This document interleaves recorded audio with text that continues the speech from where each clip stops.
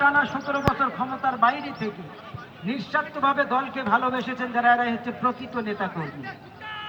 এদেরকে মূল্যায়ন করছে জনাব তারেক রহমান, বিএনপির ভারপ্রাপ্ত মহাসচিব, বিএনপির ভারপ্রাপ্ত চেয়ারম্যান, যিনি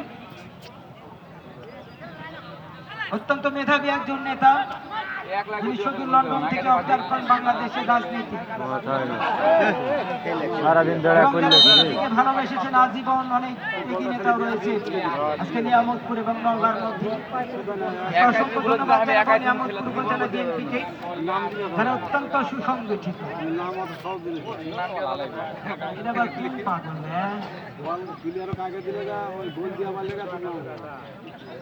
পাগলা ওই পাগলের কারখানা, পৃথিবী পাগলের আস্তানা। বাবা যাবো বাড়ির জামা না।